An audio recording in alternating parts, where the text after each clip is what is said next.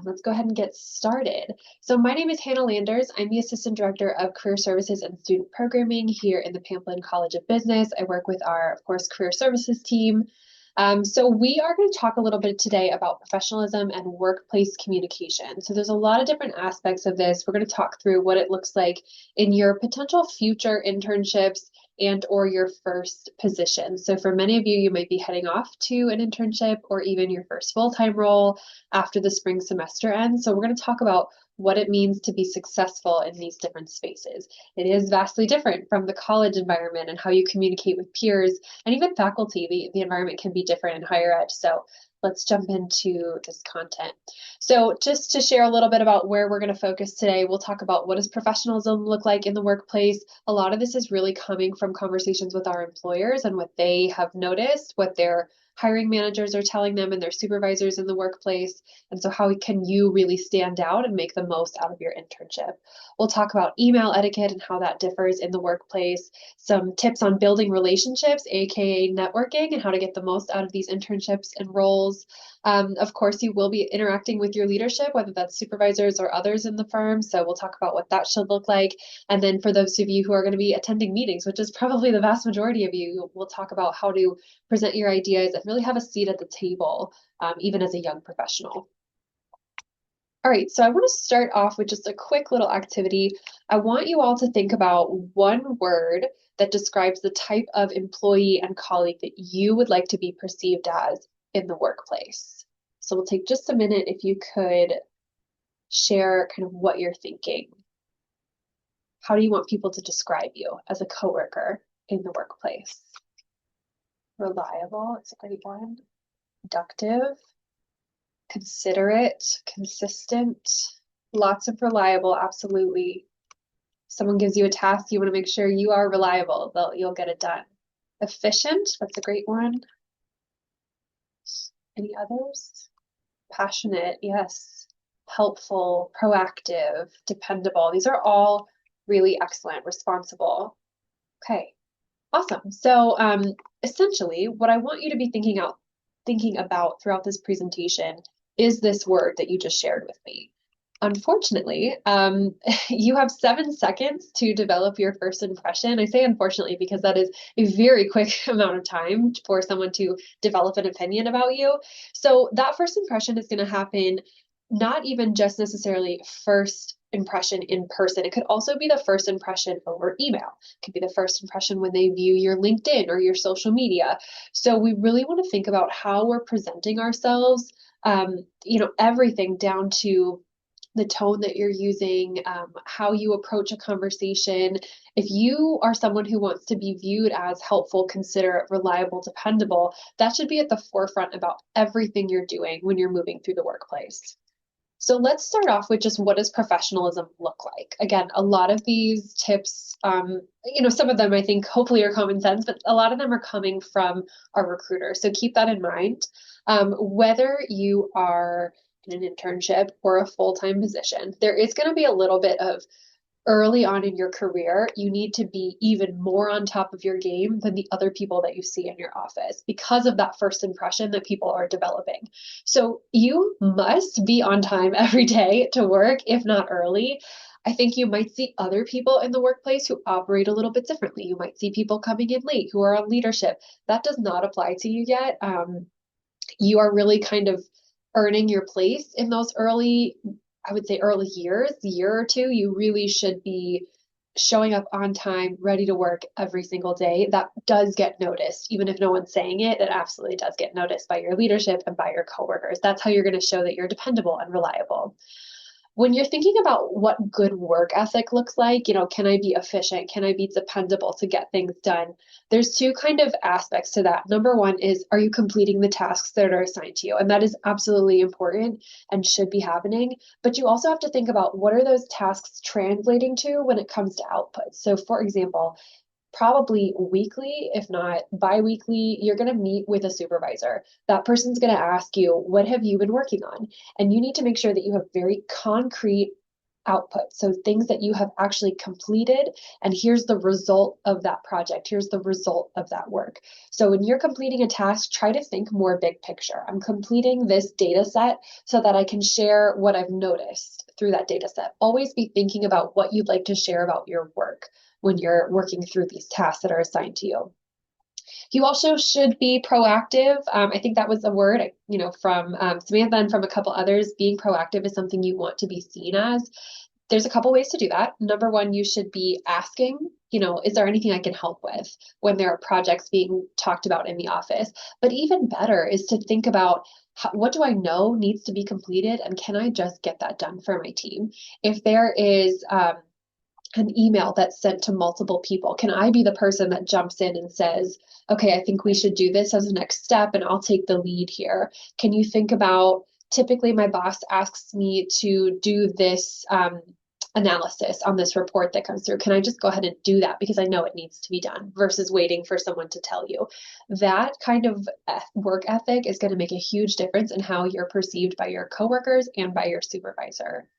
Being thorough with a good attention to detail, I hope, is again common sense, but it's something we're hearing a lot from our recruiters. The hiring managers that they work with talk a lot about the attention to detail. And I have a theory that it has something to do with the desire to be efficient and helpful. Sometimes new professionals are working really quickly through projects, which is a great thing, but really making sure that you're taking your time in order to be looking through all the details. If you're getting an email, double check that you have the date right. If you're getting, information and you need to triple check what that means. If you're sending information out, double check that your emails are looking good. You can even ask someone else to take a quick look if it's a mass email or it's a super important email, to have someone else to get a set of eyes on it.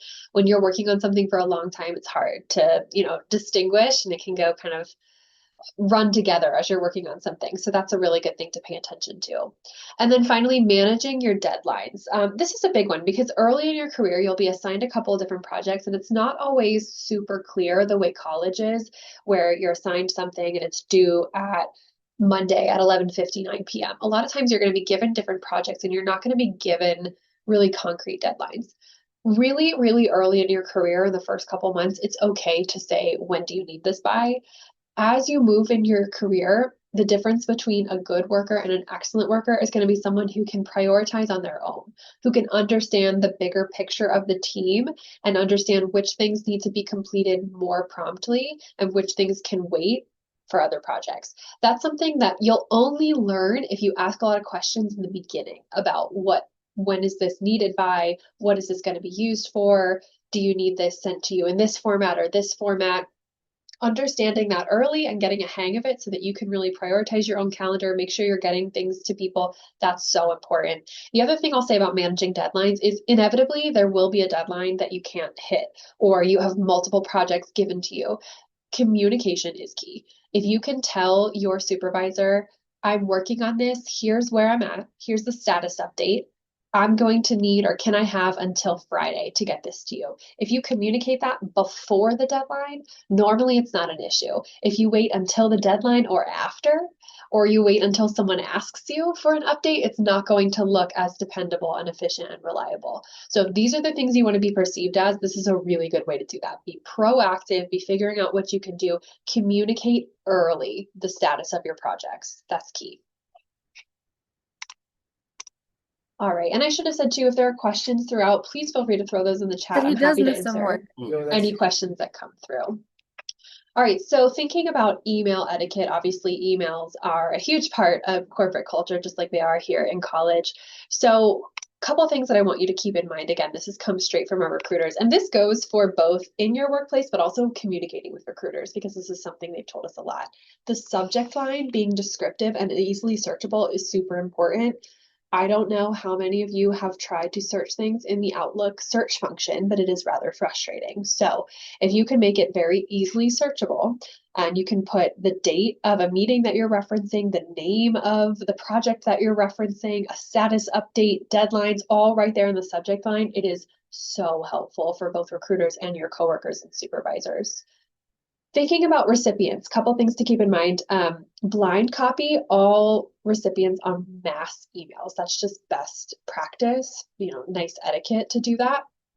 I would say double check your recipients, make sure they're in the blind copy, make sure you have the right person, especially early on. You might have people with similar names. That certainly happens at Virginia Tech. So make sure you're double checking who that's going to. As far as who to send the email to, I think a lot of times the comfort is to send to just that one person that you're communicating with. Copying people on an email is a really nice way for efficient communication. So copying your supervisor is a really good default, particularly early in your career. Almost always copy your supervisor to let them know what's going on. If they want you to copy them less, they will certainly tell you that, and over time you'll get the hang of it. But early on, especially in an internship, especially in the first few months of a job, copy your supervisor just to be safe. Again, hopefully this goes without saying, the tone of your email should be professional. You might find that some faculty in higher ed are pretty casual in their email, and that's totally fine for, experienced professionals. For you as a new professional, err on the side of formal. You will find the right balance with your coworkers as far as who's more casual. Can we talk about things in a more of a joking manner, use emojis, those kinds of things come with time.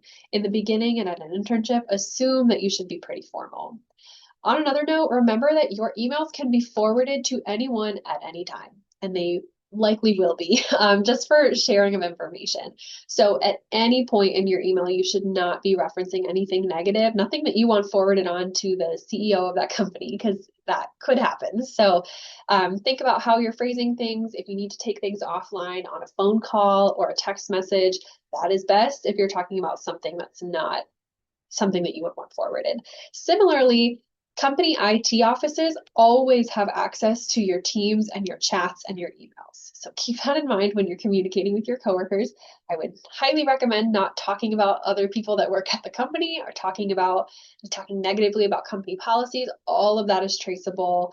I highly doubt someone is sitting in there every day looking at your emails and your Teams messages, but they are accessible. So think through what you're saying and make sure that it's nothing you wouldn't want forwarded on. And then, of course, finally, looking at your grammar, your dates, your names, that first 7 seconds is your first impression, right? In your first internship or your first job, you're going to be emailing and communicating with a lot of people, and those people are going to form an opinion based solely off of your email persona. They're not probably going to get a chance to meet you in person, especially if it's a larger company. So think through really carefully how you are communicating. Is everything polished? Do you have the correct information? The names are spelled correctly. I know it's a lot of people's pet peeves when you spell their name incorrectly and it's right there in their signature. So make sure you're taking the time to proofread and go a little bit slower than you're used to as a college student when you're new in a job, because there is a lot of new information coming at you. Mistakes are going to happen, and you can help mitigate that by just slowing down. All right, so thinking about responding to emails. So responding promptly is something that we see as an issue a lot in the college world. So if you are receiving an email and they're asking for a status update and you're waiting on an answer from somewhere else, a lot of people will just sit on that email. They'll just wait to respond until they have the answer. The best practice is to just respond to that email and say, I'm looking into this for you. I'll circle back ASAP, the classic circle back, right? So make sure that you are responding to let them know that you're working on this, even if you don't have the answer already. Same thing we talked about with project updates. Even if it's not complete, you can send an email to say, here's the status update. I expect to have it complete by Friday. That's really, really helpful for colleagues and for your supervisor. Make sure you're reading emails really thoroughly. People will send really lengthy emails. The HR department will send really lengthy emails. The IT department will send really lengthy emails. It's still really important to be reading those. Sometimes there's really important things buried in emails from leadership, from IT, from colleagues across the workspace. So I have a good example of our team. They changed the way we access our VPN, and a whole bunch of us missed it because it was buried in an email from IT. So make sure you're reading all those. You don't want to be the person that has no idea what they're talking about in a team meeting, the new announcement from the leadership, and you haven't read the email. So make sure you're reading those, especially early on. Later on in your career, you might figure out who you can read or not read emails from, but early on, read everything. Follow up appropriately. So this is a big one we hear from our recruiters. That's a big red flag in the interview process. A lot of times they'll tell us that students will re-forward their same email. That turns a lot of people off. Instead of doing that, a nice email between 1 and 2 weeks later to say, hi, I'm just following up on this is much better than just re-forwarding your email. It comes off kind of aggressive. So give people time. I mean, 1 to 2 weeks is the minimum. The people are busy in the workspace. If you have a deadline, make sure you communicate that in your first email. You're much more likely to get a response if you need something by a specific date. And then finally, don't wait until the last minute. Don't create emergencies for your colleagues and or supervisors. That's a really surefire way to not be seen as reliable and responsible and dependable and all the things. So, if you have a deadline, give people at least a week. If you're asking for something from someone else, especially if it's a major piece of information, give them at least a week, or at least as much time as possible. That is going to be a really important way to build goodwill with your coworkers. All right, let's talk a little bit about building relationships at work. So, especially in something like an internship, you're probably hoping to get an invite back for full time. You might be hoping to build connections for future opportunities. Same things go for your full time positions. So, building these connections really genuinely is important. So, here's some things I would suggest. Of course, being friendly, courteous, and polite. I think that goes for going out of your way a little bit to say good morning and have conversations. I think something we see a lot is young professionals are really down to business, I guess, like you're in a meeting and you're kind of jumping right into the meat of things. Don't forget to spend that little bit of time asking about their weekend and, how are things going for you and just kind of chit-chatting. That's how you build the relationships, right? So take some time to do that. And also, if you are in conversation with someone or you're passing and someone says, how are you? It's really good to give them a little bit of a nugget to grab onto. So when I say answer greetings genuinely, that's what I'm talking about. So if they say, how was your weekend? And you say, good, how was yours? You're just going to keep passing each other and you're not going to get to know each other any better. If someone says, how was your weekend? Try to give them something. Oh, I tried a new restaurant. It was really good. How was your weekend? And then they can respond to that. And now you've got a conversation going. It's a tip that I heard a long time ago from a recruiter, and it really does help to kind of build that relationship over time.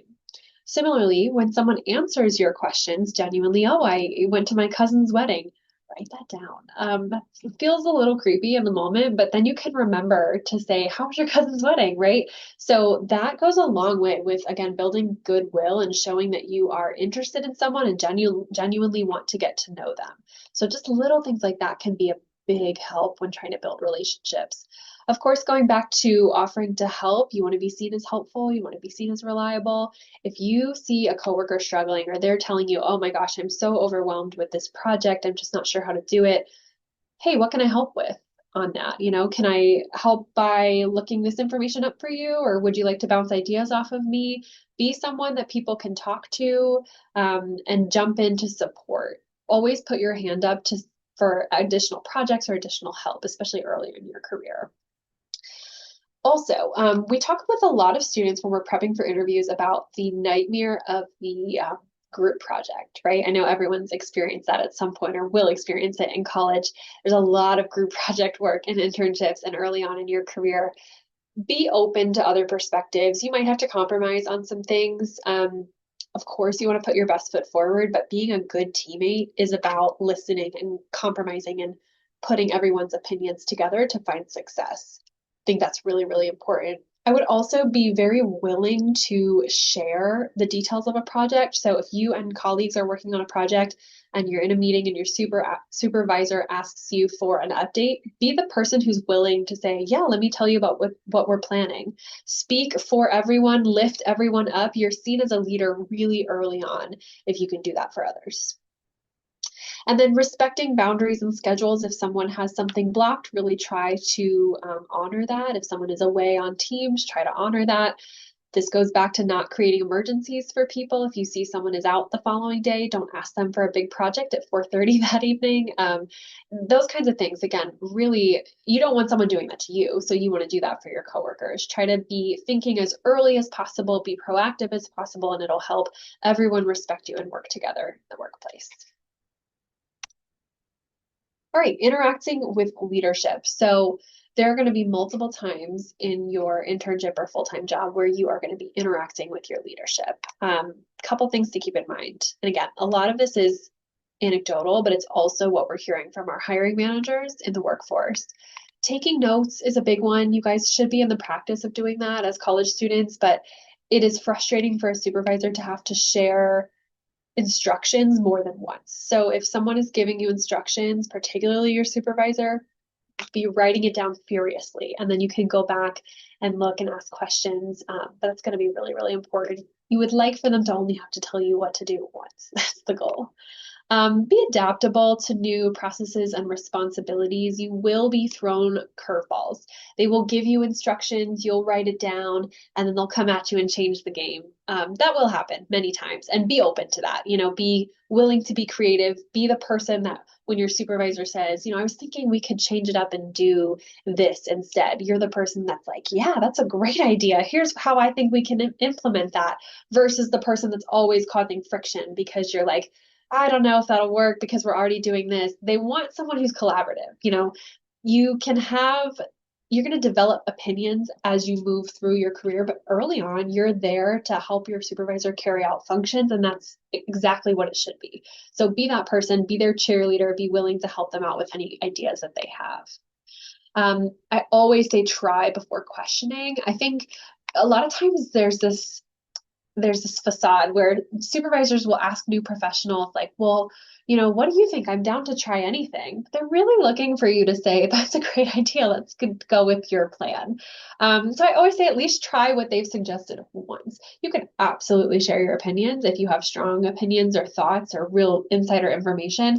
But if your boss is suggesting something, give it a try and then be open to sharing solutions if it doesn't go perfectly. That's kind of the best way to um, to approach that. You want to be the person who is providing solutions, not problems. So if you're coming to them saying, we have this issue and here is the problem, that should never be the end of your sentence when you're talking with a supervisor. The end of the sentence should be, here's the problem that we're facing. Here's what I suggest, but I wanted to come to you and get your opinion. There's a huge difference between how a supervisor is going to see those two conversations. So always bring solutions. Even if they don't end up using it, you want to be the person who is showing up and trying to be part of the solution. And then finally, taking ownership of tasks. If something is assigned to you, that is yours. You should be fully responsible for the outcome. There is, an early part of your career where you'll be completing tasks that are given to you. The quicker that you can move that into, I'm going to be responsible for the outcome here. I'm responsible and I'm interested in what that means for the bigger picture. That's going to be how you take yourself to the next level in your career.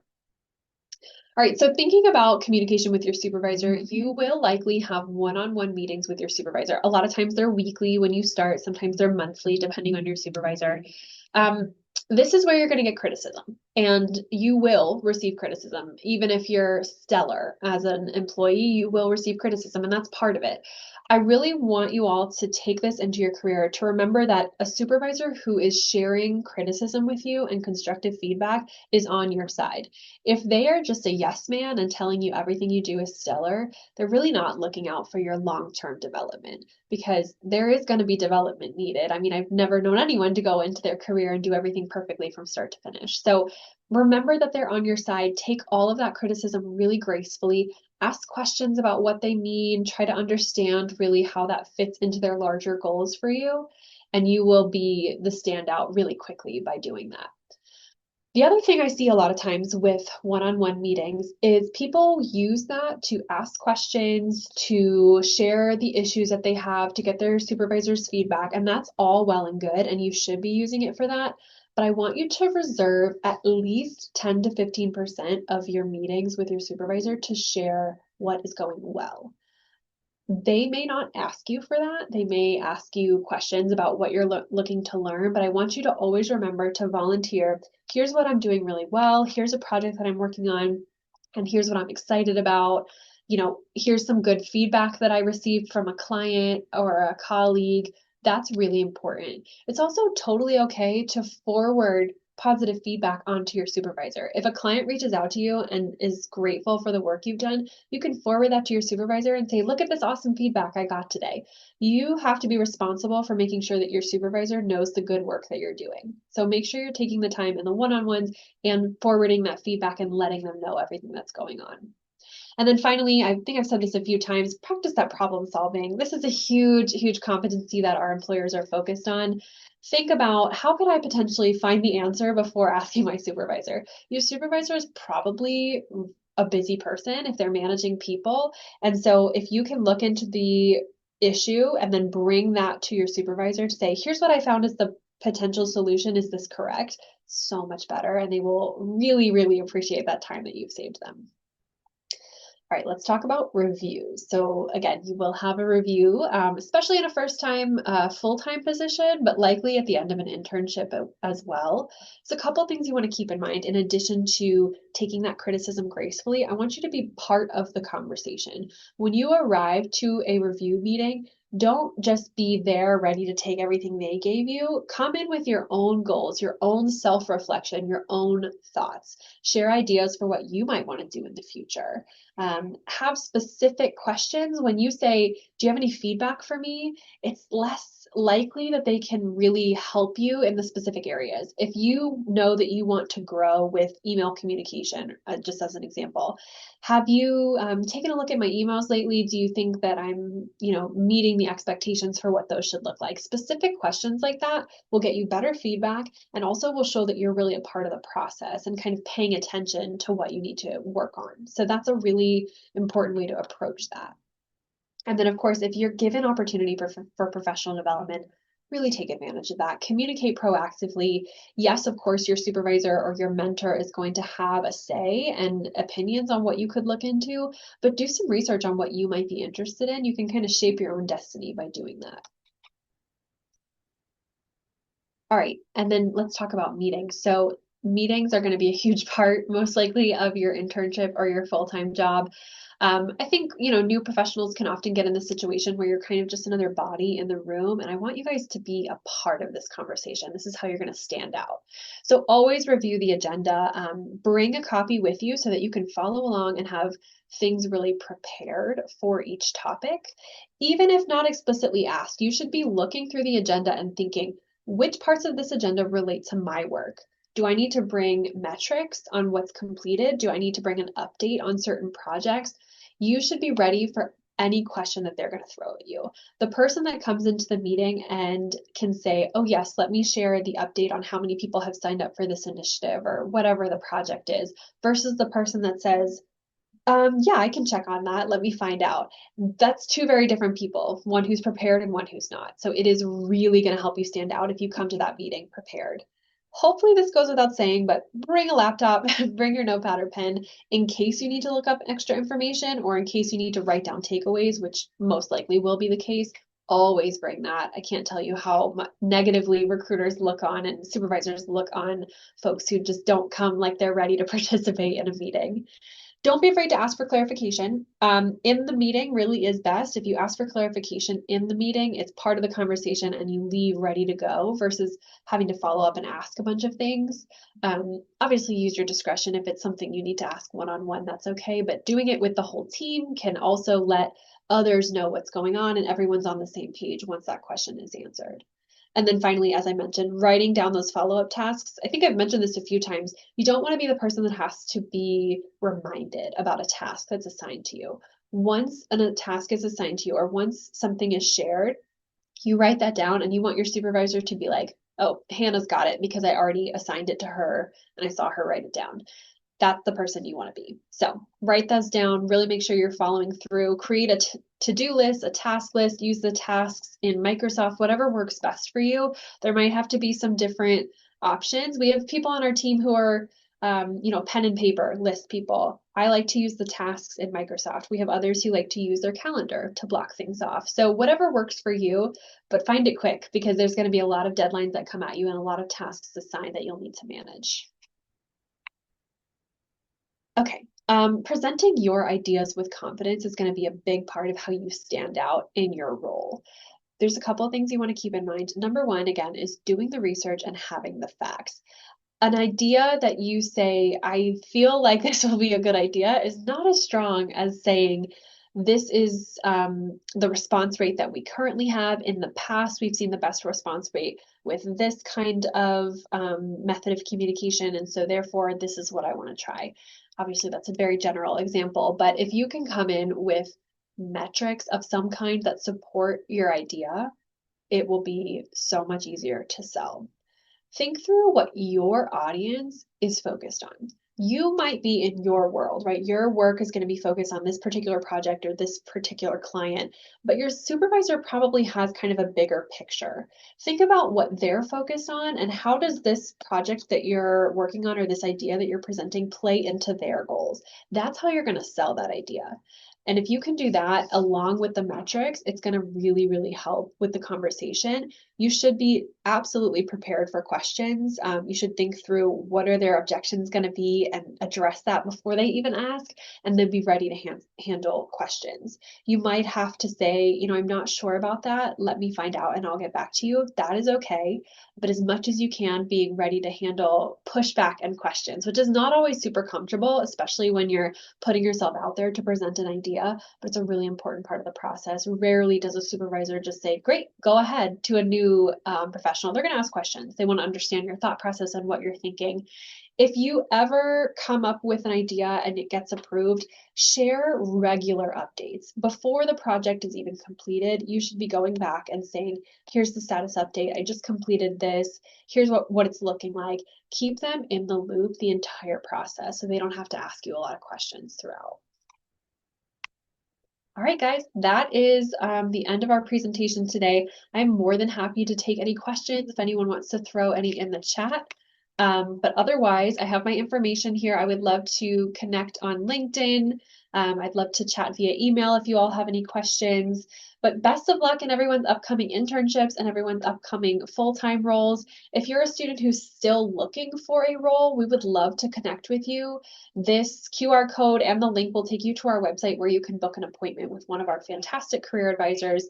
We'll help you walk through what does the job search process look like. We actually have a big initiative coming up for all of our students who are still seeking to send jobs directly to your email every day. So keep an eye out for that for our seniors. And we have different job search appointment types coming up in the next few weeks. So if you're someone who wants to sit with a career advisor while we look and show you how to best use the platforms together, we can kind of diagnose maybe what's happening if you haven't found a role yet. We can do interview prep, resume review, anything that you all are looking for. So please let us know what support you need. Keep an eye on your email for a lot of really exciting things coming out from our team. And as I said, I will stay on for a couple more minutes just for questions, but thank you all so much for joining today. I appreciate it.